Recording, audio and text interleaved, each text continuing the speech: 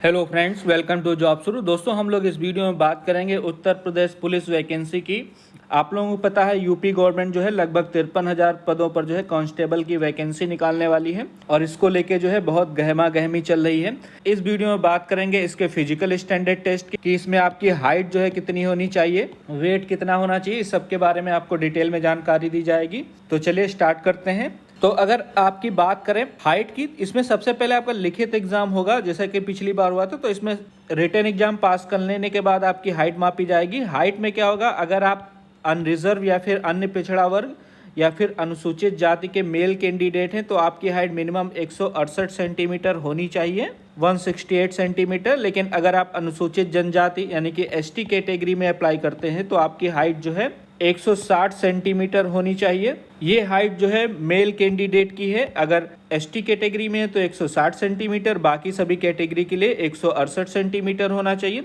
इसमें सीने की बात करें तो 79 सेंटीमीटर होना चाहिए। सामान्य तथा अन्य पिछड़ा वर्ग और अनुसूचित जाति यानी कि एससी, इनका जो है सीना बिना फुलाए 79 सेंटीमीटर होना चाहिए। वहीं फुलाने पर कम से कम जो है 5 सेंटीमीटर फूलना चाहिए, 5 सेंटीमीटर फूलना चाहिए। लेकिन अगर आप एसटी कैटेगरी में आते हैं तो आपका सीना बिना फुलाए 77 सेंटीमीटर 77 सेंटीमीटर होना चाहिए और फुलाने पर आपका सीना 5 सेंटीमीटर मिनिमम फूलना चाहिए। यहाँ पर लिखा भी हुआ है कि न्यूनतम 5 सेंटीमीटर सीने का फुलाव जो है कंपलसरी है, अनिवार्य है। अगर आप फीमेल कैंडिडेट हैं तो आपकी हाइट जो है 152 सेंटीमीटर होनी चाहिए अगर आप अनरिजर्व कैटेगरी में अप्लाई करते हैं या फिर अन्य पिछड़ा वर्ग ओबीसी या फिर अनुसूचित जाति यानी कि एससी, इन कैटेगरी की अगर आप महिला हैं तो आपकी हाइट जो है मिनिमम 152 सेंटीमीटर होनी चाहिए। लेकिन अगर आप एसटी कैटेगरी की फीमेल कैंडिडेट हैं तो आपकी मिनिमम हाइट जो है 147 सेंटीमीटर होनी चाहिए। महिलाओं का वजन मापा जाएगा। वजन जो है आपका कम से कम 40 किलोग्राम होना चाहिए। इससे कम है तो आप रिजेक्ट हो जाएंगे यानी कि फेल हो जाएंगे। तो ये आपका था फिजिकल मेजरमेंट टेस्ट, इसको बोलते हैं। इसके बाद होगा आपका फिजिकल इफ़िशेंसी टेस्ट, जिसको शारीरिक दक्षता परीक्षा बोलते हैं। फिजिकल इफ़िशेंसी टेस्ट में जो है आपको रनिंग करनी होगी।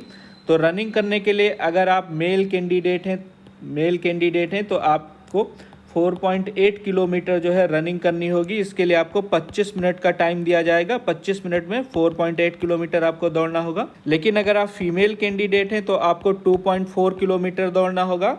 मेल कैंडिडेट का आधा दौड़ना होगा आपको, और इसके लिए आपको जो है 14 मिनट का टाइम दिया जाएगा। इस टाइम में आपको जो है रनिंग पूरी करनी होगी। अगर आप दौड़ पूरी नहीं कर पाते हैं तो आप जो है एलिजिबल नहीं होंगे भर्ती के लिए। इसके बाद आपकी जो है फाइनल मेरिट बनेगी। फाइनल मेरिट में सबसे पहले रिटन एग्जाम के नंबर होंगे, उसके बाद फिजिकल इफिशिएंसी टेस्ट और फिजिकल स्टैंडर्ड टेस्ट और मेरिट और मेडिकल जोड़ा जाएगा। अगर एजुकेशन क्वालिफिकेशन की बात करें तो अगर आप 12th पास हैं तो इसके लिए एप्लीकेशन फॉर्म फिल कर सकते हैं यूपी पुलिस कांस्टेबल के लिए। और अगर एज की बात करें तो आपकी एज 18 से 22 साल के बीच में होनी चाहिए। लेकिन अगर आप फीमेल कैंडिडेट हैं तो 18 से 25 साल के बीच आपकी एज होनी चाहिए। और सिलेक्शन प्रोसेस की बात करें तो सबसे पहले जो आपका रिटन एग्जाम होगा वो आपका 300 नंबर का होगा। इसमें टॉपिक की बात करें तो जनरल नॉलेज से क्वेश्चन पूछे जाएंगे, जनरल हिंदी, इसके अलावा जो है न्यूमेरिकल एबिलिटी, इसके अलावा जो है संख्यात्मक तथा मानसिक योग्यता, मानसिक अभिरुचि और बुद्ध लब्धि तथा तार्किक क्षमता के क्वेश्चन पूछे जाएंगे। इसके डिटेल सिलेबस की बात करें तो आप इसी का पीडीएफ डाउनलोड कर लें, वीडियो के डिस्क्रिप्शन में लिंक दिया गया है, आप देख सकते हैं। सामान्य ज्ञान यानी कि जनरल नॉलेज, इसमें क्या होगा, सामान्य विज्ञान पूछा जाएगा। सामान्य विज्ञान में आपका जो है फिजिक्स, केमिस्ट्री और बायो के बेसिक क्वेश्चन पूछे जाएंगे। तो आप इनकी अच्छे से तैयारी कर लें। साइंस जीके के नाम से यूट्यूब पे सर्च करके आप तैयारी कर सकते हैं। इसके अलावा भारत का इतिहास पूछा जाएगा, भारतीय संविधान तथा भारतीय अर्थव्यवस्था एवं संस्कृति के बारे में पूछा जाएगा, भारतीय कृषि, वाणिज्य एवं व्यापार तथा जनसंख्या, पर्यावरण और नगरीकरण के बारे में पूछा जाएगा। भारत का भूगोल आपको पता होना चाहिए और विश्व का भूगोल। इसके अलावा प्राकृतिक संसाधन, उत्तर प्रदेश की शिक्षा संस्कृति, साथ ही सामाजिक प्रथाओं के संबंध में विशिष्ट जानकारी और उत्तर प्रदेश में राजस्व, उत्तर प्रदेश पुलिस व सामान्य प्रशासनिक व्यवस्था के बारे में पूछा जाएगा। मानवाधिकार तथा आंतरिक सुरक्षा और आतंकवाद के बारे में पूछा जाएगा। भारत तथा उसके पड़ोसी देशों के बीच में क्या संबंध है, राष्ट्रीय और अंतर्राष्ट्रीय महत्व के समसामयिक विषयों के बारे में पूछा जाएगा, यानी कि करंट अफेयर जो है इसको बोलते हैं समसामयिक, ये आपसे पूछा जाएगा।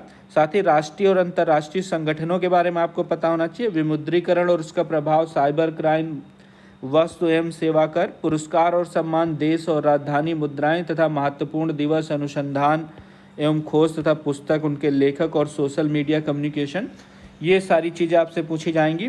इसी तरह हिंदी में जो है आपसे हिंदी तथा अन्य भारतीय भाषाएं, हिंदी व्याकरण का मौलिक ज्ञान, जिसमें हिंदी वर्णमाला, तद्भव तत्सव, पर्यायवाची, विलोम, अनेकार्थी शब्द, इसके अलावा जो है वाक्यांशों के स्थान पर एक शब्द, समरूपी भिन्नार्थक शब्द, अशुद्ध वाक्यों को शुद्ध करना, लिंग, वचन, कारक, सर्वनाम, विशेषण, क्रिया, काल, वाच्य, अव्यय, उपसर्ग, प्रत्यय, संधि, इसके अलावा समास, विराम चिन्ह, मुहावरे और लोकोक्तियाँ, रस, छंद, अलंकार, ये सब पूछा जाएगा। अपडेट गद्यांश पूछा जाएगा, एक आपका गद्य होगा जिसके क्वेश्चन पूछे जाएंगे।